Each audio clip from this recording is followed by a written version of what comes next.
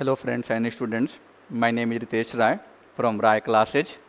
आज की video lecture में हम डिस्कस करने जा रहे हैं multiple choice question MCQ based on ideal voltage source, ideal current source, practical voltage source, practical currents and related to source transformation. Source transformation means कि when we convert voltage source into current source and current source into voltage source, तो क्या condition होगी, क्या यदि convert करते हैं तो क्या चेंजेज होगा, है ना। ये सारे से रिलेटेड टॉपिक से रिलेटेड हम क्या करेंगे, जो भी MCQ है आजकल, जो भी एग्जाम हो रहे हैं, ऑनलाइन बेस्ड एग्जाम हो रहे हैं, जो भी गवर्नमेंट एग्जाम होगा, है ना, जो भी यूनिवर्सिटीज़ के एग्जाम होंगे, सारे एग्जाम में सारे क्वेश्चन पूछे जाते हैं। ओके, यदि आपको मेरा वीडियो, जो भी वीडियो मैंने बनाया है, अच्छा लग रहा है तो मेरे चैनल को आप लाइक एंड सब्सक्राइब करिए। आने वाले दिनों में आपको बहुत सारे टॉपिक्स के, जो इंजीनियरिंग के सब्जेक्ट हैं, जो इलेक्ट्रिकल इंजीनियरिंग के टफ सब्जेक्ट है, वो सारे सब्जेक्ट के आपको डीप में थ्योरी, न्यूमेरिकल और जो भी डेरिवेशन है, सारे टॉपिक सब्जेक्ट वाइज आपको मिलेंगे। पहले हम लोग first year basic electrical engineering, जो कॉमन ब्रांचेज है, इस सब्जेक्ट को डिस्कस कर लेते हैं। देन इंजीनियरिंग मैथमेटिक्स, जो आपका सेमेस्टर 1 में चलता है, देन सेमेस्टर 2 में चलता है, इसको डिस्कस करेंगे। देन उसके आगे जो भी सब्जेक्ट होगा, control system, circuit and system, network theory, इस सारे सब्जेक्ट की भी आपको वीडियो लेक्चर इस चैनल पे आपको अवेलेबल मिलेगा। ओके, तो आते हैं हम लोग क्वेश्चन पे। तो जो हमारा क्वेश्चन है, क्वेश्चन नंबर 1 2 3 4 5 6 7 8 9 10 11 12 13 एंड 14, आपको जो मेरे वीडियो लेक्चर है आपका 11, उसमें आपके ये 14 क्वेश्चन का आंसर सॉल्यूशन के साथ, एक्सप्लेनेशन के साथ, ये क्यों हम लोग किस कंडीशन में कैसे करते हैं, आपका वो आपको अवेलेबल मिलेगा। ठीक है, अब हम लोग आते हैं क्वेश्चन नंबर 15 पे।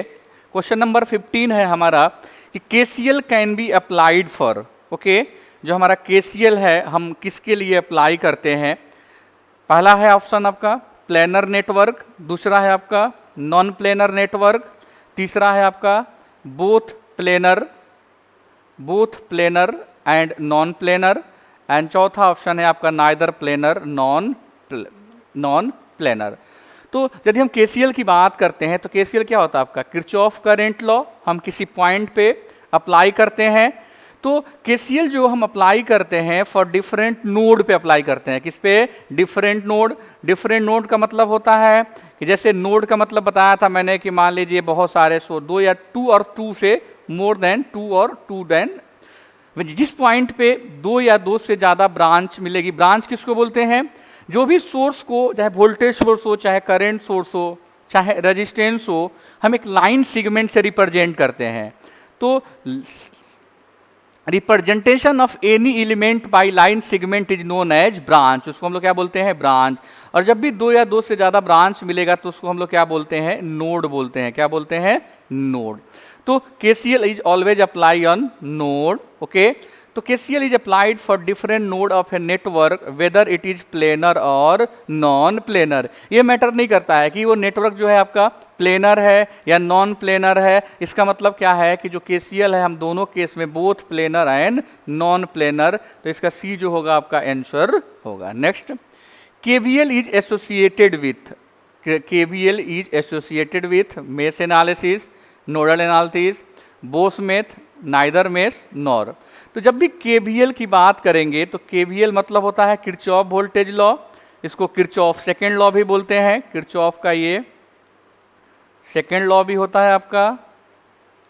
और ये हम mesh analysis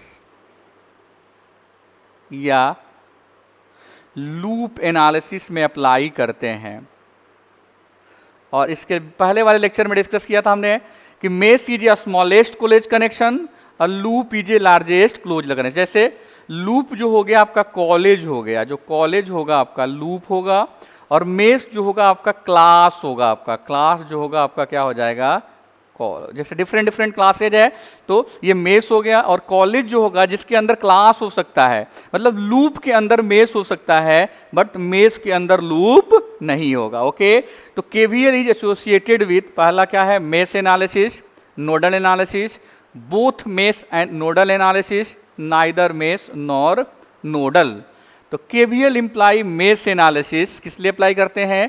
to find the different mesh current by finding the IR product in each branch. तो हम लोग किसमें यूज करते हैं? मेश एनालिसिस में। इट मीन सेक्शन ए जो हो गया आपका आंसर। और फिर वही सेम उसी कॉन्सेप्ट पे बेस है कि mesh analysis is imply the, अभी मैंने बताया कि मेश एनालिसिस हो, मेश हो, चाहे लूप एनालिसिस हो, चाहे मेश एनालिसिस हो,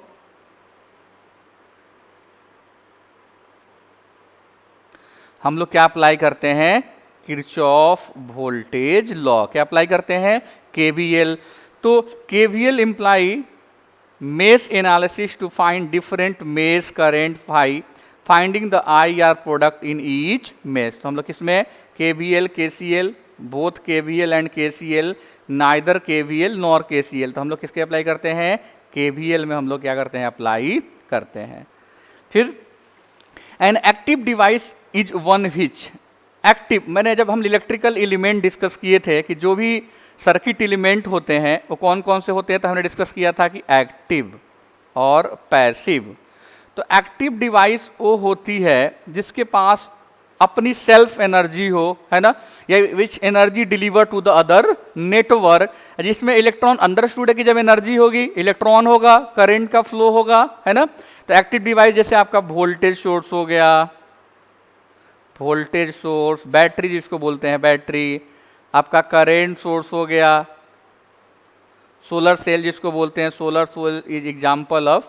तो ये आपका एक्टिव डिवाइस है जिसके पास अपनी सेल्फ एनर्जी होगी। मतलब हम एक्सप्लेनेशन पे चलते हैं कि an active device is any type of circuit component with the ability to electrically control electron flow, है ना, इलेक्ट्रिसिटी कंट्रोलिंग इलेक्ट्रिसिटी, जो सॉरी इलेक्ट्रॉन जो होगा आपका करंट को इलेक्ट्रिसिटी कंट्रोल करेगा। For a circuit to be properly called electronic it must contain at least one active device, है ना। यदि उसको इलेक्ट्रॉनिक बोलेंगे तो क्या होना चाहिए? आपका एक्टिव डिवाइस उसको होना चाहिए। तो इसका मतलब क्या है कि जो बी होगा आपका इलेक्ट्रिकली कंट्रोल इलेक्ट्रॉन फ्लो, तो सेक्शन बी जो होगा आपका आंसर होगा। Question number 19, which of the following element compare of the passive device. तो जब भी हम बात करेंगे पैसिव की, पैसिव डिवाइस की, पैसिव डिवाइस तो अंडरस्टूड है जिसमें अपनी कोई एनर्जी नहीं होगा, like resistance, inductance and capacitance, है ना, जो या तो एनर्जी को स्टोर करेगा या तो एनर्जी को क्या करेगा? कंज्यूम करेगा। और हमने डिस्कस किया था कि रेजिस्टेंस जो होता है flow of opposition of current का अपोज करता है। इंडक्टेंस और कैपेसिटेंस जो दोनों होते हैं एनर्जी स्टोरिंग एलिमेंट होते हैं, energy storing element, storing element, okay. और एक ड्यू टू एल जो होता है मैग्नेटिक फील्ड और एक होता है ड्यू टू इलेक्ट्रिक फील्ड। ये इलेक्ट्रिक फील्ड के वजह से, और एल जो होता है आपका ड्यू टू मैग्नेटिक फील्ड, ये जो होता है आपका ड्यू टू मैग्नेटिक फील्ड, ठीक है। तो इसका एक्सप्लेनेशन क्या हो जाएगा कि ए passive device, A passive device is any type of circuit component which cannot control the flow of electron by means of any electric control. All these devices do not have the ability to electrically control the flow of electron. Okay? तो जो example क्या हो जाएगा आपका, जो register होगा, inductor होगा, capacitor होगा, है ना, तो जो आपका ए होगा आपका क्या हो जाएगा? आपका आंसर होगा। Okay, next question number 20, active device can be also be used as amplifier, chopper, converter, inverter. ये जो तीनों है, चोपर है, कन्वर्टर है, इन्वर्टर, ये एक क्वांटिटी को दूसरे में कन्वर्ट करते हैं, है ना। और कन्वर्जन हमारा क्या होता है? पैसिव होता है। तो एक्टिव किसको बोलते हैं? Active device may be employed to a govern large amount of power by application of a small amount of power. This behaviour is known as amplification. जो एम्पलीफायर होता है, हम एम्पलीफायर जो होता है वो क्या करता है? लो लेवल के सिग्नल को, low level signal convert into high level signal, low level signal convert क्या करता है, हाई एम्पलीफिकेशन करता है ना। जैसे बीजेटी हो गया आपका, मॉसफेट हो गया, क्या है आपके एम्पलीफायर, एज एम्पलीफायर काम करते हैं। तो आपका जो इस क्वेश्चन बी का जो आंसर होगा आपका amplifier, section A. Next, how do amplifier work without violating law of conservation of energy. जैसे केवीएल होता है, किरचॉफ वोल्टेज लॉ, वो कंजर्वेशन ऑफ, उसका सिग्निफिकेंस जो होता है कंजर्वेशन ऑफ एनर्जी, और वो क्या होता है, conservation of energy can not be, क्या होता है आपका statement of conservation of energy क्या होता है कि energy can not be created, not be destroyed, but it convert one form to another form. Energy को क्या है, एक जो हमारा कंजर्वेशन ऑफ एनर्जी है वो सिग्नल को क्या करता है, कन्वर्ट करता है ना। तो इसका मतलब है कि how do amplifier work without violating law of conservation of energy. इसका एक्सप्लेनेशन है कि the law of conservation of energy is not violated because the additional power is supplied by an external source, usually a DC battery or equivalent. The amplifier neither creates nor destroyed energy but merely reshape it into a waveform desired। मतलब जो इसका answer हो जाएगा आपका D होगा। क्या क्या option था, the amplify one factor of the input to reduce other, they work on the law of conservation of mass, they violate the law of conservation of energy। नहीं, ये करता है they amplify the signal by taking an input from external source। तो amplifier का मतलब ही हो गया है कि अपना सिग्नल को क्या करेगा, आप एम्पलीफाई करेगा आपका। ओके, तो जो डी होगा आपका क्या होगा, डी जो होगा क्वेश्चन का आपका क्या होगा, आंसर होगा। Next 22, active devices can also be used. Active device को एज हम क्या करते हैं, एम्पलीफायर की तरह यूज करते हैं आपका, ये हमने डिस्कस कर लिया। Next, a voltage source connected in series with a resistor can be converted to a. तो एक टॉपिक है, बहुत ही इंपॉर्टेंट टॉपिक है, और ये कॉन्सेप्ट क्वेश्चन पेपर में भी पूछे जाते हैं, और ये अदर थ्योरम में like Thevenin's theorem, like Norton's theorem, like maximum power transfer theorem, इसमें क्या करते हैं हम लोग, यूज करते हैं। इसको बोलते हैं हम लोग सोर्स ट्रांसफॉर्मेशन, इसको बोलते हैं सोर्स ट्रांसफॉर्मेशन, सोर्स ट्रांसफॉर्मेशन। तो कह रहा है, क्वेश्चन कह रहा है कि a voltage source connected in series with a resistor can be converted. हम क्या कर सकते हैं, current source in series with resistor, current source in parallel with resistor, voltage source in parallel with resistor can not be modified. तो मैं सारे topics जो है लेक्चर 3rd and 4th में आपको डीप में डिस्कस किया हुआ है। अब थोड़ा यहाँ पे भी हम सॉल्व कर सोर्स ट्रांसफॉर्मेशन।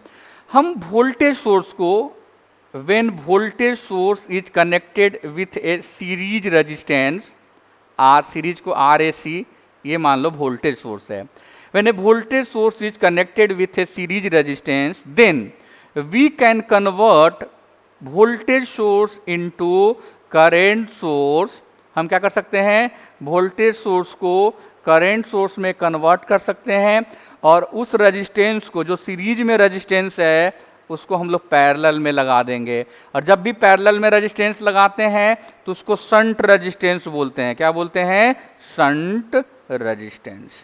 और सबसे बड़ी इंपॉर्टेंट चीज है कि दोनों रेजिस्टेंस की वैल्यू जो होगी आपकी, यहाँ पे आई होगा भी भैया, दोनों रेजिस्टेंस की जो वैल्यू होगी दोनों सर्किट में क्या होगी आपकी, इक्वल होगी। इट मीन्स, अब चलते हैं हम लोग एक्सप्लेनेशन में, कि ये voltage source converted in series can be converted to a current source connected in parallel using the relation obtained from Ohm's law, that is V equal to IR. This equation show that a voltage source connected in series has the same impact as a current source connected in parallel। तो क्या हो जाएगा आपका, B जो होगा आपका answer होगा। Okay, next, a current source connected in parallel with a resistor can be converted to a. ये ध्यान देने वाली बात है कि जो भी सोर्स हम कन्वर्जन कर रहे हैं वो प्रैक्टिकल सोर्स है। कौन सा सोर्स है, प्रैक्टिकल सोर्स है। ठीक है, हम आइडियल सोर्सेज का कन्वर्जन नहीं, हम हमेशा सोर्स ट्रांसफॉर्मेशन करते हैं वो प्रैक्टिकल सोर्स का। अब क्वेश्चन में चलते हैं। क्वेश्चन कह रहा है कि a current source connected in parallel with a resistor can be converted into current source in series with a resistor, voltage source in series with a resistor, voltage source in parallel with resistor cannot be modified। तो question देखते हैं। Question ये है कि ये current source है और इसके पैरेलल में एक रेजिस्टेंस कनेक्टेड है हमारा, ओके। ये मान लीजिए ए पॉइंट है और ये पॉइंट आपका बी है। ये आपका पैरेलल में रेजिस्टेंस है जिसको शंट रेजिस्टेंस बोलेंगे, और ये करंट आपका आई है। तो जब हम ये सोर्स ट्रांसफॉर्मेशन का रूल होता है कि when a current source is connected with a parallel resistance then we can convert current source into voltage source. हम किसमें बदल सकते हैं? अच्छा, ये पोलैरिटी डिपेंड करती है, ये करंट की पोलैरिटी पे। अपवर्ड है तो इसीलिए प्लस, ये माइनस। अपोजिट होता तो ये प्लस नीचे हो जाता, और जो रेजिस्टेंस आपका पैरेलल में होगा वही रेजिस्टेंस क्या होता है आपका सीरीज में कनेक्टेड हो जाता है। ये ए पॉइंट है, ये बी पॉइंट है, तो जो सीरीज रेजिस्टेंस आर ए सी होगा वहीं आर एस एच की वैल्यू होगा, और हमें भी इक्वल टू लिखेंगे आई इंटू आर एस एच। मतलब क्या है इसका, क्या हो गया? सेम कॉन्सेप्ट, वही एक्सप्लेनेशन है कि एक current source connected in parallel can be converted to a voltage source connected in series using the relation obtained from Ohm's law, that is V equal to IR. This equation shows that a current source connected in parallel has the same impact as a voltage source connected in series। मतलब कोई changes नहीं होगा। इसका मतलब क्या होगा कि B जो होगा आपका आंसर होगा voltage source in series with a register. Okay, तो B आपका क्या हो गया? आंसर हो गया। बी जो होगा आपका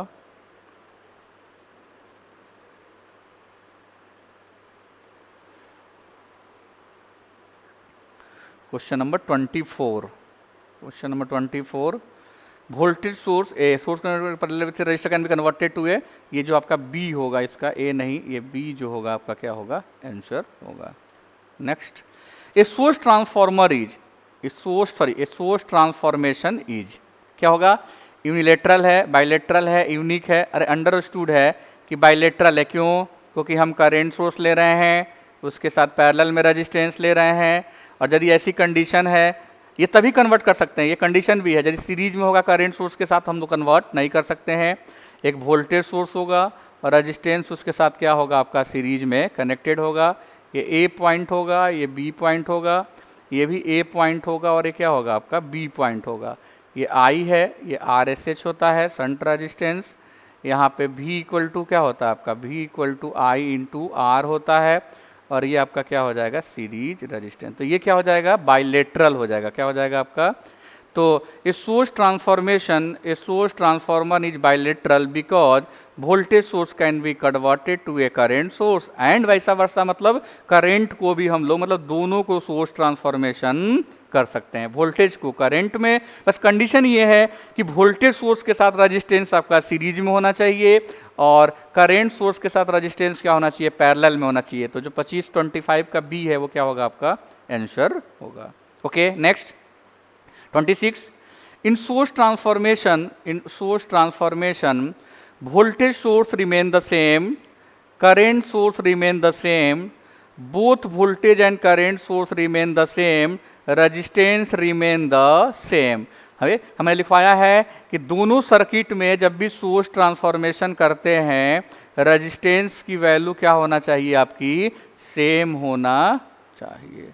रेजिस्टेंस जो होगा क्या होगा आपका? सेम होगा जब भी आप सोर्स ट्रांसफॉर्मेशन करेंगे, जब भी हम सोर्स ट्रांसफॉर्मेशन करेंगे। ओके, जैसे एक्सप्लेनेशन क्या हो गया कि a source transformation is bilateral because a voltage source can be converted to a current source and vice versa. और हम इस केस में क्या होता आपका?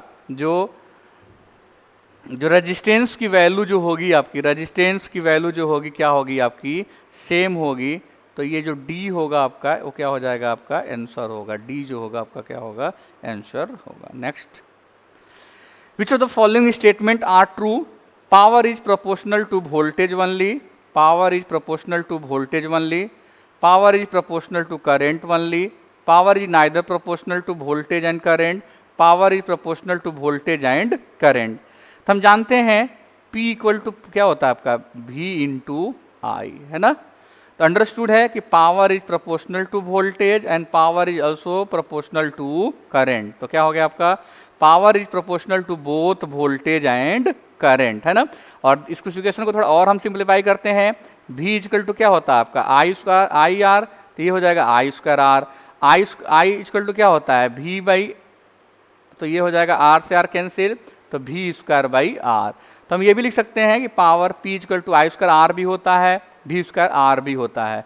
तो यहाँ से क्या हो जाएगा आंसर क्या हो जाएगा power is proportional to both voltage and current, है ना। तो डी क्या हो जाएगा आपका आंसर हो जाएगा। Next, which among the following unit for electrical energy, volt understood नहीं होगा, ये तो वोल्ट मीटर की होता है,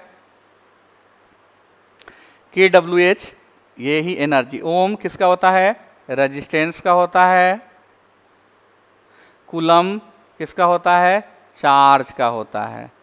तो बच गया क्या आपका किलोवाट आवर। तो एक्सप्लेनेशन क्या हो गया कि kilowatt is a unit of power and our is a unit of time, energy is the product of power and time, hence the unit of energy is क्या हो जाएगा आपका किलोवाट आवर, है ना। जनरली हम पावर को major करते हैं वॉट में करते हैं, लेकिन हाई पावर मेजर करते हैं इसीलिए हम उसको क्या बोलते हैं किलो वॉट। ओके, तो जो आपका बी होगा इसका क्या हो जाएगा आपका बी जो होगा आपका आंसर होगा। Question number 29, a battery convert, जो बैटरी होती है क्या करती है कन्वर्ट करती है electrical energy into chemical energy. ऐसा तो पॉसिबल ही नहीं है, chemical energy into electrical energy, mechanical to electrical, फिर मोटर का क्या काम रह जाएगा आपका, है ना, मोटर जनरेटर का क्या काम रह जाएगा, यही तो काम होगा आपका, केमिकल एनर्जी टू मैकेनिकल। तो एक्सप्लेनेशन क्या होगा कि battery is a device in which the chemical element with the battery react with each other to produce electrical energy, मतलब बी जो होगा आपका क्या होगा आपका आंसर होगा आपका। Next, out of the following which one is not a source of electrical energy, पहला सोलर सेल, दूसरा बैटरी, तीसरा पोटेंशियोमीटर, चौथा जनरेटर। कह रहा है कि कौन सा सोर्स ऑफ इलेक्ट्रिकल एनर्जी नहीं है। अच्छा, सोलर सेल अंडरस्टूड है कि सनलाइट को आपको इलेक्ट्रिसिटी में कन्वर्ट करता है, मतलब है ये। बैटरी ये भी है, अभी देखा हमने केमिकल एनर्जी को किस में कन्वर्ट करता है इलेक्ट्रिकल एनर्जी। जनरेटर भी, जनरेटर का भी यही रोल है आपका, जनरेटर भी क्या होता है आपका मैकेनिकल एनर्जी को इलेक्ट्रिकल एनर्जी में कन्वर्ट करता है। तो जो पोटेंशियोमीटर है, जो आपका पोटेंशियोमीटर, ये क्या करता है वोल्टेज को मेजर करता है। तो solar cell convert light energy to electrical energy, battery convert chemical energy to electrical energy, generator electrical energy using electromagnetic induction generate करता है। A potentiometer is an instrument, ये इंस्ट्रूमेंट होता है use for measuring voltage and current. Okay, तो ये आपका source नहीं होगा, तो सी जो होगा आपका क्या हो जाएगा आंसर हो जाएगा। Next, material which easily allow the passage of electric current, तीन टाइप के आपके मटेरियल होते हैं on the basis of electric current या फ्लो ऑफ इलेक्ट्रॉन कह सकते हैं मेनली, है ना। सेमीकंडक्टर पहला होता है कंडक्टर, दूसरा होता है आपका सेमीकंडक्टर, सेमीकंडक्टर, और तीसरा होता है आपका इंसुलेटर। ठीक है, तो जिसमें इजिली कंडक्शन होता है, फ्लो ऑफ इलेक्ट्रॉन आपका इजिली होता है ना। ये भी कह सकते हैं valency band and conduction band का गैप जो होता है बिल्कुल नहीं होता, उसको बोलते हैं कंडक्टर, है ना। जिसमें थोड़ा बहुत होता है उसको क्या बोलते हैं सेमीकंडक्टर, है ना, इसमें गैप ज्यादा होता है। ठीक है, और इसमें बहुत ही ज्यादा होता है, इसमें फ्लो ऑफ इलेक्ट्रॉन, ये इंसुलेटर होता है, जैसे आपका लकड़ी वुड हो गया आपका, है ना, जिसमें हम करंट फ्लो होता ही नहीं, इसको इंसुलेटर बोलते हैं। तो material which easily allow the passage of electric current is known as insulator बोलते हैं, कंडक्टर बोलते हैं, डाइलेक्ट्रिक बोलते हैं, सेमीकंडक्टर। तो उसको क्या बोलेंगे, अंडरस्टूड है, हम लोग क्या बोलते हैं कंडक्टर बोलेंगे। ओके, तो इसका मतलब है conductor are material mostly metals which freely allow the passage of electron through it. If electrons can flow freely through a material, it implies that even current can flow freely through that material since current is the rate of flow of electron. Okay, तो B जो होगा आपका क्या हो जाएगा, आपका answer होगा। Next, a wire of length 2 metre, L की वैल्यू दिया है एल 2 मीटर एंड L1 मान लेते हैं, and another wire of length 5 metre, L2 हमारा दिया है 5 metre, are made of the same material and have the same area of cross section which wire has higher resistance.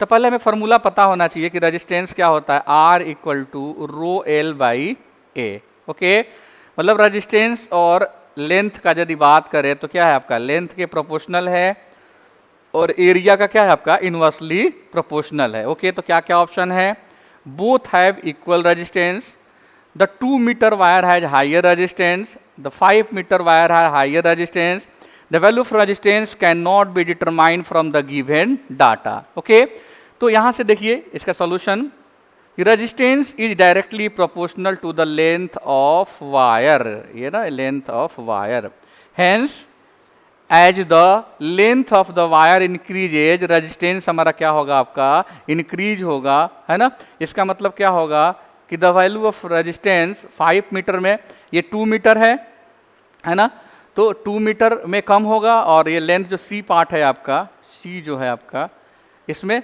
क्या है आपका 5 metre L है, तो जिसमें ज़्यादा लेंथ होगा उतना ही ज़्यादा क्या होगा रेजिस्टेंस, तो आपका सी जो होगा आपका आंसर होगा। Next, which of the following statement are true with regard to resistance, resistance is directly proportional to length of the wire, resistance is directly proportional to the area of cross section of the wire, resistance is inversely proportional to the length of the wire, resistance is inversely proportional to the resistivity of the wire. तो अभी यहाँ से resistance R equal to rho L by ए, मतलब R proportional to resistivity होता है, R resistance proportional to length होता है, और रेजिस्टेंस प्रोपोर्शनल टू क्या होता है, इनवर्सली प्रोपोर्शनल टू एरिया होता है। तो क्या कर रहा है, रेजिस्टेंस इज, पहला है section A, resistance is directly proportional to the length of wire, understood है। Resistance is directly proportional to the area, ये गलत है। Resistance is inversely proportional to the length of wire, ये भी गलत है। Resistance is inversely proportional to the resistivity, अब ये भी गलत है। तो जो आपका यहाँ से एक्सप्लेनेशन देख लेते हैं थोड़ा सा, कि the expression for resistance is resistance equal to resistivity into length upon area of cross section, जो ये फॉर्मूला हमने लिखा है।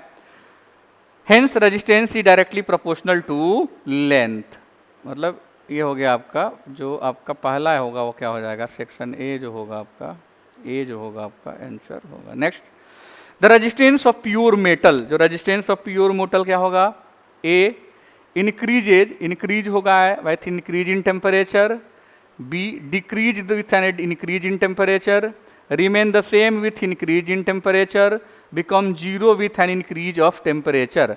तभी एक्सप्रेशन जैसे, in a conductor the valency band and conduction band overlap to each other, मान लो ये आपका वैलेंसी बैंड है और ये आपका कंडक्शन बैंड है, दोनों एक दूसरे को क्या हो जाए, ओवरलैप करते हैं, ठीक है। There is in excess of electrons in the conduction band, किसकी वजह से, एक्सेस ऑफ इलेक्ट्रॉन होता है। When the temperature increases there is an overcrowding of electrons in the conduction band, hence reducing the mobility and hence resistance increases। क्या होगा आपका, resistance की value हमारे क्या हो जाएगी, increase हो जाएगी। तो A जो होगा आपका क्या हो जाएगा, आंसर होगा। Next, the attraction is the real proof an object being charge, क्या होगा, यदि मान लो अट्रैक्शन होता है तो इसका एक्सप्लेनेशन क्या होगा कि if an object it attracted by another charge body, the first object may be oppositely charged or not charged, because we know both an uncharged object and opposite charged object are attracted by another charged object। तो ये आपका क्या है, आपका false है ना, opposite charge क्या करता है, अट्रैक्ट करता है। नेक्स्ट न्यूमेरिकल है कि यदि voltage across the 60 ohm resistor, हमें सर्किट के 60 ओम रजिस्टर के क्रॉस क्या करना है, वोल्टेज फाइंड आउट करना है, ठीक है।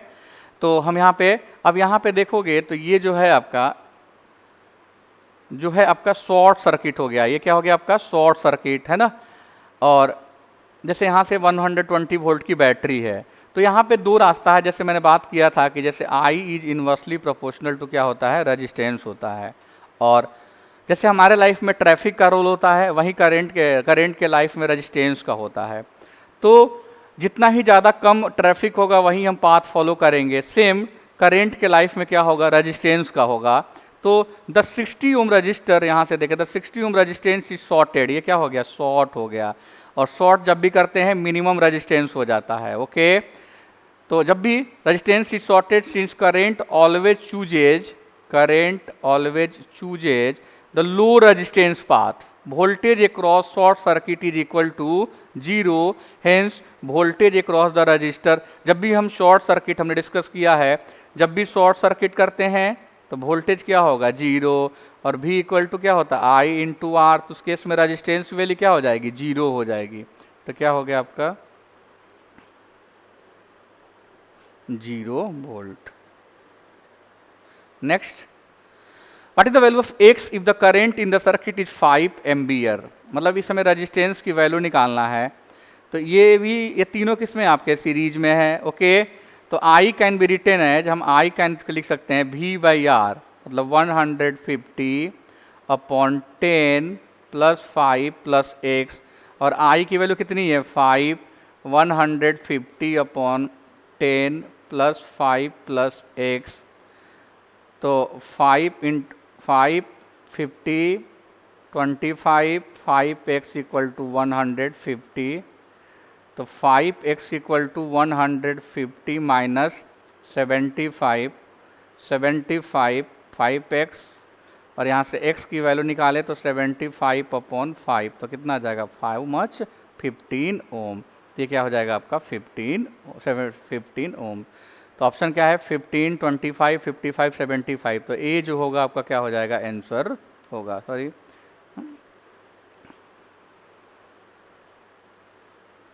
ये ए है, बी नहीं होगा, ए जो होगा क्या होगा आपका आंसर होगा, ये 15। नेक्स्ट क्वेश्चन क्या है कि calculate the total current in the circuit. हमें टोटल करंट इस सर्किट की कैलकुलेट करनी है ना। तो हम इसमें केवीएल अप्लाई कर सकते हैं। हम मान लेते हैं कि इस वाले ब्रांच में करंट I1 है और इस वाले ब्रांच में करंट हमारी क्या है, आपकी I2 है। तो हम यहाँ से यहाँ चल लें तो पहली इक्वेशन क्या बन जाएगी, केवीएल जब भी रेजिस्टेंस सेम डायरेक्शन में, -I1 -2I1। ये ब्रांच जो है कॉमन है, तो हम इसके वजह से, तो ये सेम डायरेक्शन में है तो -3, और जो करंट होगी इस वाले करंट को हम लोग अभी जब भी आप केवीएल के लेक्चर देखोगे, केसीएल के लेक्चर, तो वहाँ पे आपको कॉन्सेप्ट डीप में डिस्कस होगा। और वहाँ से चीज़ें हैं कि एजम्पशन लेते हैं, एजम्पन फॉर केवीएल। तो हम जो भी पहला मेष होगा वो करंट डोमिनेट करती है, डेट्स वाई मैंने लिखूंगा I1 minus I2 equal to 0। तो ये हो जाएगा -I1 -2I1 -3I1 minus plus 3I2 equal to 0। इसका मतलब है -6I1 plus 3I2 equal to 0। और सिंप्लीफाई कर दें तो 2I1 माइनस कॉमन ले ले, -I2 equal to 0। Equation number first. Similarly हम दूसरे वाले में अप्लाई करते हैं, तो दूसरे में क्या हो जाएगा, -4I2 माइनस माइनस प्लस, हम प्लस से माइनस चल रहे हैं, हम क्लॉकवाइज अप्लाई करते हैं, माइनस से प्लस चल रहे हैं तो प्लस का साइन 120, ये 5 ओम है, माइनस का 5I2। अब इस वाली इक्वेशन लिखेंगे तो इस पर I2 माइनस I1, तो क्या हो जाएगा 3I2 minus I1 equal to 0। Simplify कर लेंगे, -4I2 minus 120 minus 5I2 minus 3I2 plus 3I1 equal to 0। इसको इक्वेशन बन जाएगी, एक इक्वेशन हमारी पहली है और दोनों को सॉल्व कर लेंगे, हमारी वैल्यू आ जाएगी आपकी 11.43 एम्पियर। ठीक है, तो जो इसका सी आंसर, जो सी होगा आपका, वो क्या हो जाएगा, आंसर होगा।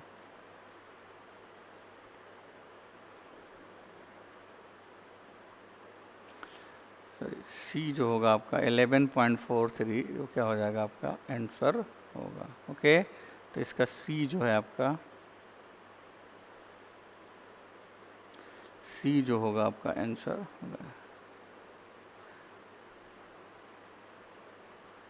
अब कैलकुलेट द करेंट ए, है ना। तो ये बहुत ही आसान क्वेश्चन है। ये मान लीजिए ए नोड है ना, और नोड पे हम लोग क्या करें, केसीएल अप्लाई कर दें, है ना। तो ये करंट मान लीजिए हम इन दोनों का सम मान लीजिए हमारा क्या हो जाएगा आपका, ए करंट 5 एम्पियर है, ये दोनों जैसे ये भी डायरेक्शन ऐसे है, ऐसे डायरेक्शन है, और ये मान लीजिए ऐसे है। तो ए क्या होता है, incoming current is equal to outgoing current, यही तो होता है आपका।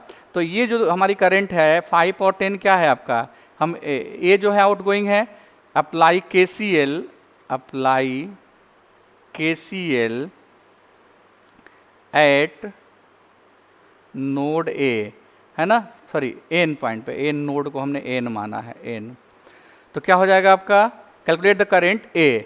तो इनकमिंग करंट क्या है, 5 + 10 इक्वल टू क्या हो जाएगा ए, इट मीन्स ए की वैल्यू कितना आ जाएगा आपका 15 एम्पियर। तो KCL state that the total current leaving the junction is equal to the total current entering it, in this case the entering the junction is क्या हो जाएगा आपका 15 एम्पियर। 15 एम्पियर क्या हो जाएगा आपका आंसर हो जाएगा।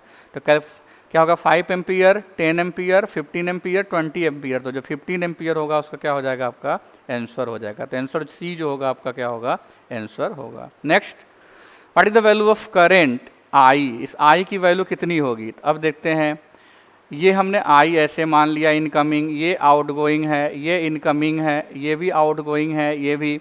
तो फिर हम मान लेते हैं ये एन पॉइंट है, क्या पॉइंट है, एन है। फिर हम केसीएल अप्लाई कर देते हैं, apply KCL at node N, हम एन पे अप्लाई कर लेते हैं। तो इनकमिंग करंट कौन कौन सी है, आई +3, आउटगोइंग करंट 2 भी आउटगोइंग है, 4 भी है और 5 भी है। तो आई इक्वल टू 11 - 3 तो कितना हो जाएगा 8 एम्पियर। तो फाइनल आंसर जो होगा क्या हो जाएगा आपका, जंक्शन पे। जंक्शन और नोड में क्या डिफरेंस है, ध्यान रखिए, जब भी हम नोड की बात करेंगे, नोड की बात करेंगे तो 2 और मोर देन 2 ब्रांचेज मिलेंगी। और यदि हम जंक्शन की बात करेंगे तो 3 और मोर देन 3। ओके, तो सारे जंक्शन तो नोड हो सकते हैं, लेकिन सारे नोड हमारे जंक्शन नहीं सकते। All junction are node, but all node may या मे नॉट बी जंक्शन। तो हमारा जो आंसर होगा आपका ए जो होगा आपका ए जो होगा आपका क्या होगा, आंसर होगा। Next question, find the value of R, हमें क्या करना है, R if the power in the circuit is 1000 watt. तो हम पहले क्या करेंगे, हम तो पहले आई इक्वल टू V/R से आई की वैल्यू फाइंड कर लें, और देख रहे हैं कि जो भी आई है हमारा, यदि आई निकल जाएगा तो पावर क्या, find the value of R, P equal to क्या होता है आपका V × I, है ना। और हमें क्या निकालना है, R की वैल्यू। तो यदि हमें I पता हो, V पता हो, तो R can be written as V/I। तो हम यहाँ से यदि हमें 1000 वाट दिया है, तो यहाँ से इक्वेशन हम सॉल्व करके, जैसे VIP से हम क्या करेंगे, I फाइंड कर लेंगे। I क्या हो जाएगा 10 एम्पियर, मतलब I can be written as P/V। Power हमें दिया है कितना 1000, और वोल्टेज कितना है 100, तो क्या हो जाएगा I 10 एम्पियर। अब हमें क्या निकालना है, रेजिस्टेंस। तो R equal to V/I, voltage कितना है 100, I कितना है 10, तो आपका R रेजिस्टेंस की वैल्यू कितना आ जाएगा आपका, sorry 2 ohm. Find R is the total power circuit 100 watt.